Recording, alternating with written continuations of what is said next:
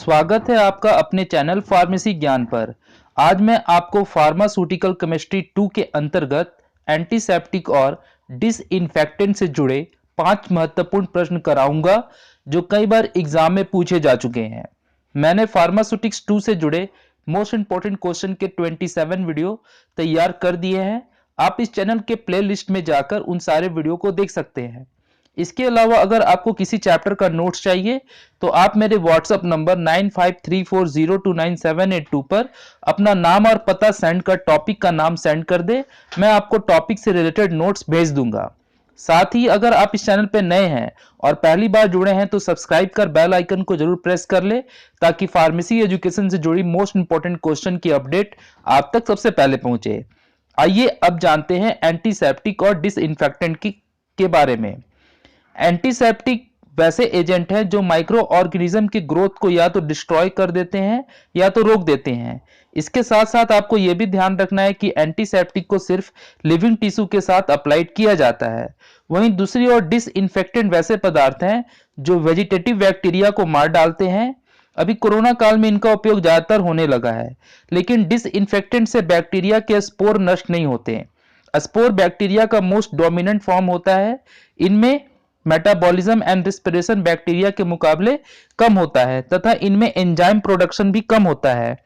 Antiseptic और disinfectant को जानने के बाद आइए बात करते हैं इनके क्लासिफिकेशन के बारे में और साथ ही साथ मैं आपको इनके कुछ एग्जाम्पल भी बताऊंगा। अगर आपको समझ में आ रहा है तो लाइक जरूर करें, इससे मुझे काफी मोटिवेशन मिलता है। आइए शुरुआत करते हैं क्लासिफिकेशन के पहले पॉइंट से। एंटीसेप्टिक और डिसइंफेक्टेंट को फिनॉल और उससे जुड़े कंपाउंड के आधार पर प्रिपेयर किया जाता है। फिनॉल एक एरोमेटिक ऑर्गेनिक कंपाउंड है जिसका मॉलिक्यूलर फॉर्मूला C6H5OH है। यह एक सफेद क्रिस्टल वाला सॉलिड पदार्थ है जो वोलेटाइल नेचर का होता है। सामने स्क्रीन पर आप फिनॉल फॉर्मल्डिहाइड का केमिकल स्ट्रक्चर देख रहे हैं। आइए अब बात करते हैं इसके एग्जाम्पल की। इसका पहला एग्जाम्पल है लिक्विफाइड फिनॉल। जब फिनॉल के सॉल्यूशन में 10% वाटर होता है तो उसे लिक्विफाइड फिनॉल कहते हैं। डीएनए और आरएनए न्यूक्लिक एसिड के प्यूरिफिकेशन में इसका इस्तेमाल किया जाता है। आइए अब बात करते हैं दूसरे एग्जाम्पल की।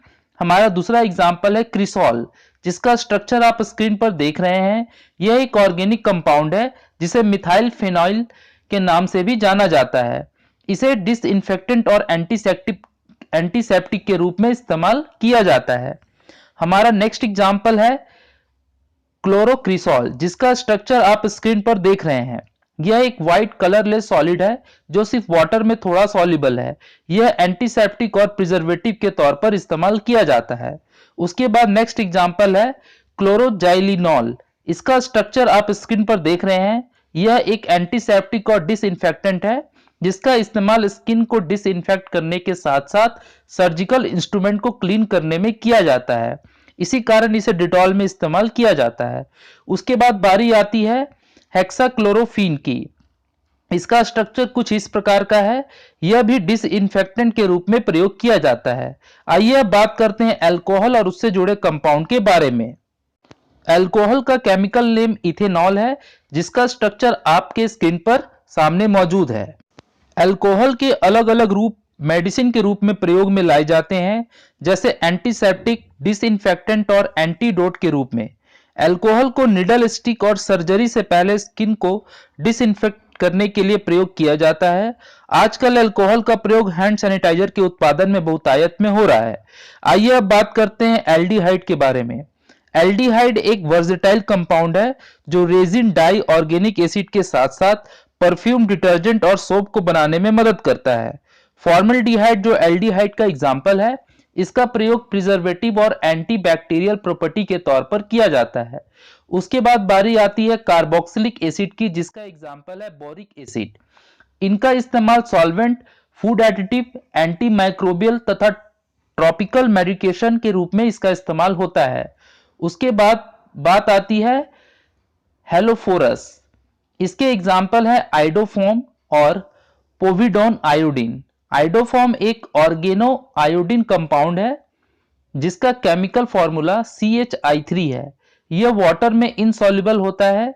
यह एक येलो सॉलिड सब्सटेंस है जो फ्री रेडिकल रिएक्शन के लिए केमिकली रिएक्टिव नेचर का होता है।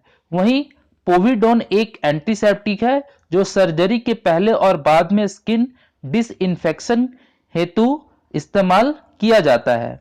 इसके बाद बात आती है हेवी मेटल कंपाउंड की, जिसमें थियोमर्सल और सिल्वर प्रोटीन आते हैं।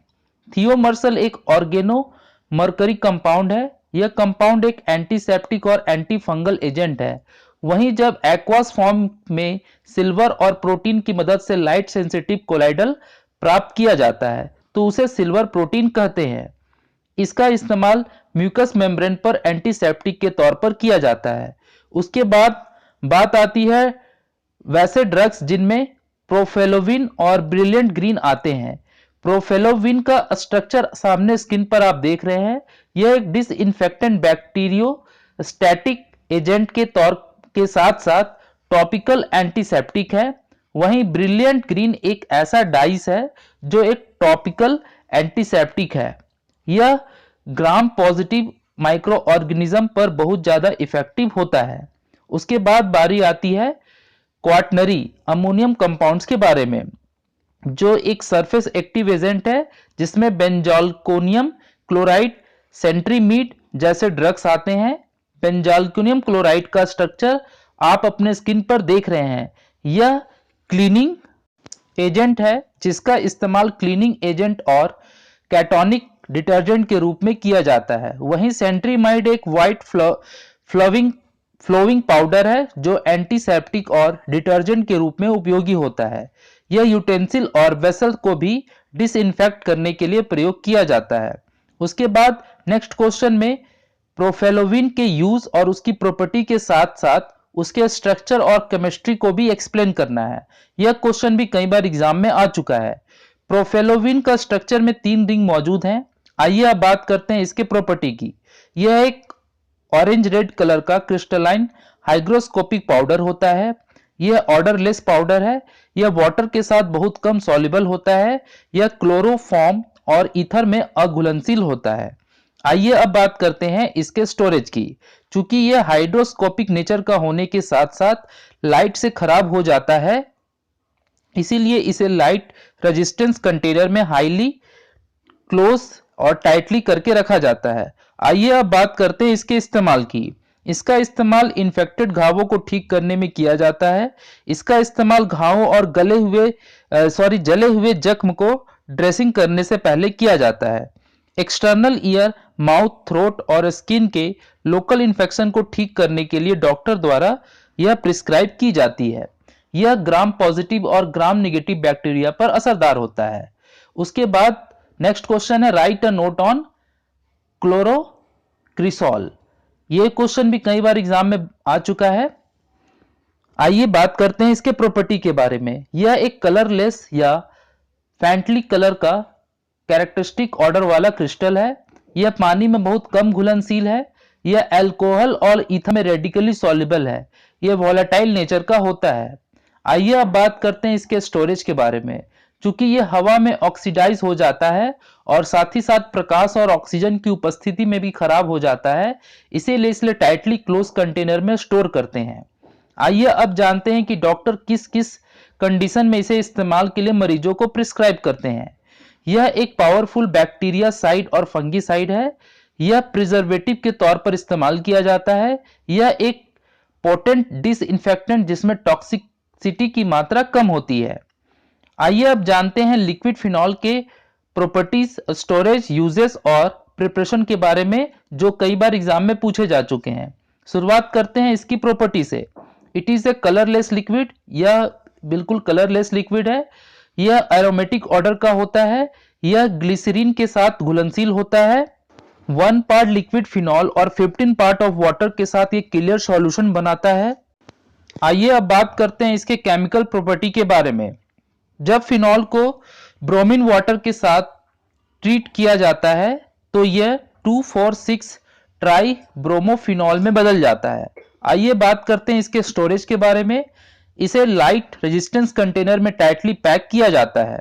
आइए अब जानते हैं डॉक्टर इसे क्यों इस्तेमाल करने की सलाह देते हैं। क्योंकि यह बैक्टीरियल साइड और जर्मिसाइड एजेंट है। क्योंकि इसे छोटे घावों को ड्रेस करने के लिए इस्तेमाल किया जाता है क्योंकि यह इचिंग से राहत देता है, क्योंकि इसमें एनाल्जेसिक प्रॉपर्टी पाई जाती है। मुंह के अल्सर और टॉन्सिलिटिस को ठीक करने में यह उपयोगी है क्योंकि यह पॉजिटिव और नेगेटिव बैक्टीरिया को मारने में कारगर है। आइए अब जानते हैं इसके प्रिपरेशन के बारे में। फर्स्ट प्रिपरेशन इसका लिक्विफाइड फिनॉल के रूप में किया जाता है। सेकंड प्रिपरेशन फिनॉल और ग्लिसरॉल सॉल्यूशन के रूप में किया जाता है। थर्ड प्रिपरेशन इसका ऑयली फिनॉल इंजेक्शन के रूप में किया जाता है। तो ये पूरी जानकारी थी डिसइंफेक्टेंट और एंटीसेप्टिक के बारे में। अगर आपको यह जानकारी पसंद आई तो अपने दोस्तों के बीच जरूर शेयर करें और कमेंट में अपना सुझाव देना ना भूलें। मिलते हैं नेक्स्ट वीडियो में। Bye bye.